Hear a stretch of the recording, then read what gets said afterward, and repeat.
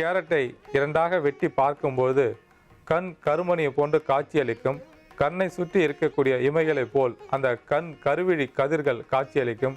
நம் கண்ணை காப்பதில் இந்த கேரட்டுக்கு அதிக மருத்துவ பண்புகள் உடையது. கண்ணிலே உள்ள அந்த பார்வை நரம்புகளை தூண்டச் செய்து இரத்த ஓட்டம் சீராக இருக்கும். கண்ணில் ஏற்படக்கூடிய தொற்று நோய்களை போக்கும் ஆற்றல் கேரட்டிற்கு உண்டு. கண்ணில் நீர் வடிதல், கண் வலி, கண் பீலை போன்ற பல பாதிப்புகளை தீர்க்கும் ஆற்றல் கேரட்டுக்கு உண்டு. ஆகையால் கேரட்டையும் நாம் எடுத்து வைத்துள்ளோம். அதற்கடுத்ததாக நாம் எடுத்துக்கொண்ட பொருள் மாதுளை. நேயர்களே, மாதுளை மரத்தில் உள்ள அனைத்து பாகங்களுமே சிறந்த மருத்துவ குணங்களை கொண்டுள்ளது. மாதுளம் பழத்தின் இலையின் அதாவது கொழுந்தாக எடுத்துக்கொள்ள வேண்டும். அதை போல மாவிலை கொழுந்தாக எடுத்துக்கொள்ள வேண்டும். இவை இரண்டையும் ஒன்றாக அரைத்து பெரியவர்களுக்கு நெல்லிக்காய் அளவு கொடுக்கும்போது வயிற்றுப்போக்கு, வாந்தி, குமட்டல் போன்ற பிரச்சனைகளை தீர்க்கும். சிறியவர்களுக்கு சுண்டைக்காய் அளவு கொடுக்கும்போது வயிற்றுப்போக்கு, வாந்தி போன்றவற்றை சரி செய்யக்கூடியது.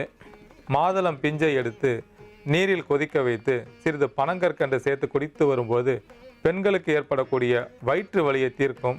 குழந்தைகளுக்கு ஏற்படக்கூடிய வயிற்றுப்போக்கையும் வயிற்று உப்பசத்தையும் சரி செய்யக்கூடியது.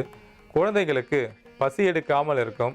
அந்த மாதுளம் பிஞ்சை நன்றாக நீரில் கொதிக்க வைத்து பனங்கற்கண்டு சேர்த்து சிறிது ஏலக்காய் பொடி சேர்த்து அந்த தீநீரிலிருந்து ஒரு தேக்கரண்டி அளவுக்கு குழந்தைகளுக்கு கொடுக்கும்போது பசி அதிகமாக எடுக்கும். நன்றாக சாப்பிடுவார்கள். மாதுளம் பழத்தின் விதைகளை அதாவது மாதுளம் பழத்தை நன்றாக பிழிந்து எடுத்து சாறு அதனுடன் சிறிது தேன் பருகி கொண்டு வரும்போது மூல நோயை தீர்க்கக்கூடிய ஆற்றல் அந்த மாதுளம் சாற்றிற்கு உண்டு. மாதுளம் சாறு, பனைவெல்லம், சிறிதளவு ஏலக்காய் இவற்றை சேர்த்து குடிக்கும்பொழுது உடலுக்கும் மனதிற்கும் புத்துணர்ச்சியை கொடுக்கும். உடல் உஷ்ணத்தை தீர்க்கும். மாதுளம் பழச்சாறு சிறிதளவு சீரகம் சேர்த்து குடிக்கும்போது வயிற்றிலே உள்ள வாயுவை வெளியேற்றும். பசி நன்றாக எடுக்கும். தூக்கம் நன்றாக வரும்.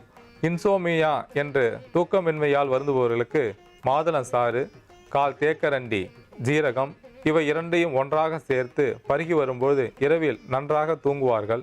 இந்த மாதுளம் பழத்தில் உள்ள சாறானது உடலுக்கு குளிர்ச்சியை கொடுக்கக்கூடியது. தொற்று நோய் ஏதும் வராமல் பாதுகாக்கக்கூடியது. கண்ணிலே ஏற்படக்கூடிய அந்த தொற்று நோய் கிருமிகளை அறவே தீர்த்து கண்ணில் நீர் வடிதலை நீக்கும். குறிப்பாக பார்வை நரம்புகளை நன்றாக செயல்படுத்தி இரத்த ஓட்டம் நன்றாக இருக்கும்.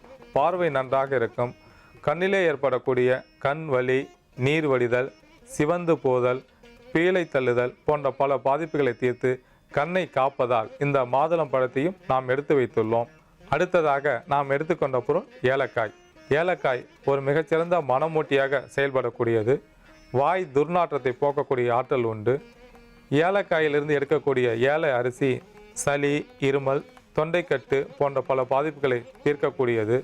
மார்பு சளியை தீர்க்கும் ஆற்றல் இந்த ஏல அரிசிக்கு உண்டு. அதாவது கடுக்காய், நெல்லிக்காய், தாண்டிக்காய், சுக்கு, ஏல அரிசி இவற்றை சமன் எடையாக எடுத்து காய வைத்து தூள் செய்து கொண்டு தேனிலே குழைத்து சாப்பிட்டு கொண்டு வரும்போது மார்பு சளியை தீர்க்கும். கடமை, அன்பு, பாசம், உதவி, அரவணைப்பு, தேவையான பாதுகாப்பு இவையெல்லாம் ஒரு மனிதனுக்கு கிடைக்கும்போது அந்த மனிதன் மிகவும் சந்தோஷமாகவும் ஆனந்தமாகவும் ஆரோக்கியத்துடனும் வாழ்கிறான். அந்த மனிதனுக்கு இவையெல்லாம் கிடைக்காத பொழுது மிகுந்த மனவேதனைக்கு உள்ளாகின்றான். மன அழுத்தம் அதிகமாகி அதன் காரணமாக மனக்குழப்பம், தெளிவின்மை போன்ற பல பாதிப்புகள் ஏற்படுகின்றன. எந்த ஒரு காரியத்தையும் சரியாக செய்ய முடியாமல் திணறுகிறான். இவ்வாறு பாதிப்படையும் பொழுது மூளையில் ஹைப்போதாலமஸ் என்ற சுரப்பியில் அட்ரினல் சுரப்பிக்கு சிக்னல் கொடுக்கும். அங்கே கார்டிசால் என்ற சுரப்பி சுரக்கச் செய்யும். மன அழுத்தத்திற்கான ஹார்மோன்கள் என்று இதை கூறுவார்கள். இந்த கார்டிசால் என்ற ஹார்மோன் சுரக்கும் போது டோபோமைன், செரோட்டனின் போன்ற ஹார்மோன்களும் சுரக்கும். இந்த ஹார்மோன்கள் சுரந்துவிட்டால் மனிதன் எப்பொழுதும் கவலையுடனும் தெளிவில்லாமல் இருப்பான். டோபோமைன் என்ற ஹார்மோனுக்கு ஆக்ரோஷத்தை கொடுக்கக்கூடிய பண்பு உண்டு. செரோட்டனின் என்ற ஹார்மோனுக்கு துயரத்தை கொடுக்கக்கூடிய பண்பு உண்டு. இந்த ஹார்மோன்கள் எல்லாம் அதிக அளவில் சுரக்கும் பொழுது மனிதன் கவலைப்பட்டு அதன் காரணமாக யாரிடமாவது பேசும்போது அதிக முன்கோபத்தையும் ஒரு துயரத்தையும் காட்டச் செய்வான். இந்த ஹார்மோன்களை சரி செய்வதற்கு நம் பாரம்பரிய மருத்துவத்தின் மூலம் எந்தெந்த பொருட்களை கொண்டு ஒரு மருந்து தயார் செய்து மனிதனின் உடலை ஒரு ஆரோக்கியமாக வைத்துக்கொள்ள முடியும் என்பதை பற்றி இப்பொழுது பார்க்க இருக்கிறோம். அன்பான நேயர்களே, அதற்கு தேவையான பொருட்கள் தர்பூசணி, வெள்ளரி விதை, பூசணி விதை, அக்ரூட் பருப்பு மற்றும் பனைவெல்லம். கோடை காலத்தில் உடல் உஷ்ணமாகும்பொழுது நம் உடலுக்கு தேவையான குளிர்ச்சியை கொடுப்பதற்கு தர்பூசணி பெரிதும் பயன்படுகிறது. இந்த தர்பூசணியில் நைட்ரிக் ஆக்சைடு மிகுதியாக உள்ளது. இந்த நைட்ரிக் ஆக்சைடானது நம் உடலில் உள்ள இரத்த நாளங்களை விரிவடைய செய்து இரத்த ஓட்டம் சீராக இருப்பதற்கு பெரிதும் பயன்படுகிறது. இதய துடிப்பை சமன்படுத்துவதற்கும் பயன்படுகிறது. குறிப்பாக இரத்த கொதிப்பு வராமல் இருப்பதற்கு பயன்படுகிறது. மனக்குழப்பம் ஏற்படும் போது மனிதனுக்கு இரத்த ஓட்டம் அதிகமாக இருக்கும். அப்பொழுது மூளை நரம்புகளும் பாதிக்கப்பட்டு அந்த மனிதன் என்ன செய்வது என்பது தெரியாமல் ஒரு குழப்பமான மனநிலையில் இருப்பான். அந்த குழப்பத்தை போக்குவதற்கு இந்த தர்பூசணியில் உள்ள நைட்ரிக் ஆக்சைடு பெரிய அளவில் பயன்படுகிறது. இந்த நைட்ரிக் ஆக்சைடானது இரத்த நாளங்களை விரிவடைய செய்து சுலபமாக இரத்தம் செல்வதற்கு பெரிதும் பயன்படுகிறது. இரத்த கொதிப்பை குறைப்பதற்கு பயன்படுகிறது. மன தெளிவு பெறுவதற்கு இந்த தர்பூசணி பெரிதும் பயன்படுவதால் நாம் தர்பூசணியும் எடுத்து வைத்துள்ளோம். அதற்கு அடுத்ததாக நாம் எடுத்துக்கொண்ட பொருள் பூசணி விதை. பூசணிக்காயை சமைத்து உட்கொண்டு வரும்பொழுது உடலுக்கு குளிர்ச்சியை கொடுக்கக்கூடியது. பூசணிக்காயை முறையாக துவையல் செய்து சாப்பிட்டு கொண்டு வரும்பொழுது வயிற்றிலே இருக்கக்கூடிய புண்களை ஆற்றக்கூடியது. பூசணிக்காயை துருவல் செய்து பனங்கற்கண்டு, தேன், நெய் இவற்றை கொண்டு லேகியம் செய்து முறையாக, அதாவது 48 நாட்கள் முறைப்படி சாப்பிட்டு கொண்டு வரும்பொழுது உடலிலே ஏற்பட்டுள்ள உஷ்ணத்தை போக்கக்கூடியது. குறிப்பாக பெண்களுக்கு வெள்ளைப்படுதல், மாதவிடாய் கோளாறு, உதிரச்சிக்கல் போன்ற பல பிரச்சனைகளை தீர்க்கும் ஆற்றல் அந்த பூசணிக்காய் லேகியத்திற்கு உண்டு. பூசணி இலையை பறித்து சாறாக்கி அதுடன் சிறிது உப்பு சேர்த்து உடலிலே ஏற்பட்டுள்ள புண்களை கழுவி வரும்போது அந்த புண்கள் விரைவில் ஆறும். பூசணி பூவை வாசலில் அழகுக்காக மார்கழி மாதத்தில் வைப்பார்கள். அந்த பூசணி பூவில் உள்ள நோய் எதிர்ப்பு சக்தியானது மார்கழி மாதத்தில் காலையில் பனியில் அதிகப்படியான கண்ணுக்கு தெரியாத கிருமிகள் இருக்கும்.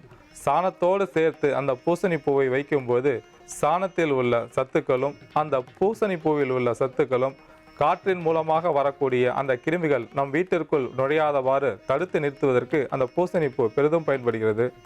பூசணி பூவை தீநீராக்கி சிறிது பனைவெல்லம் சேர்த்து உட்கொண்டு வரும்போது உள் உறுப்புகளில் ஏதேனும் கிருமி தொற்று இருந்தால் அந்த கிருமி தொற்றை சரி செய்து ஒரு ஆரோக்கியமான உடல்நிலையை கொடுக்கக்கூடிய வல்லமை பூசணி பூவிற்கு உண்டு. பூசணி விதையில் calcium, phosphorus, potassium, vitamin E, vitamin B, vitamin K போன்ற பல சத்துக்கள் உள்ளன. இந்த பூசணி விதையை பாலிலே காய்ச்சி பருகி வரும்போது ஆண்மை சக்தி அதிகரிக்கக்கூடியது. பெண்களுக்கு கருமுட்டை வளர்ச்சி வராமல் இருந்தால் கருமுட்டை வளர்ச்சி அடைவதற்கு பெரிதும் பயன்படுகிறது. மெலிந்த தேகத்தை உடையவர்கள் இந்த பூசணி விதையை தேன் சேர்த்து உட்கொண்டு வரும்போது ஒரு அழகான உடல் அமைப்பை பெறுவதற்கு பெரிதும் பயன்படுகிறது. பூசணி விதையில் உள்ள இந்த சத்துக்கள் நம் உடலில் உள்ள இரத்த ஓட்டத்தை சீராக்கவும், மூளை நரம்புகளில் உள்ள நரம்புகளை சரிப்படுத்தவும், நியூரோ டிரான்ஸ்மிட்டர் என்று சொல்லக்கூடிய அந்த நரம்புகளை சரிப்படுத்தவும் பெரிதும் பயன்படுகிறது. அதாவது ஆக்ரோஷம், துயரம், மன அழுத்தம் போன்ற பாதிப்புகள் ஏற்படாமல் இருப்பதற்கு இந்த பூசணி விதை பெரிதும் பயன்படுவதால் நாம் பூசணி விதையையும் எடுத்து வைத்துள்ளோம். அதற்கடுத்ததாக நாம் எடுத்துக்கொண்ட பொருள் வெள்ளரி விதை. வெள்ளரி பழம் மிகச்சிறந்த குளிர்ச்சியை கொடுக்கக்கூடியது. இதுவும் கோடை காலத்தில் கிடைக்கக்கூடியது. கோடை காலத்தின் போது உடல் அதிக உஷ்ணமாக இருக்கும்.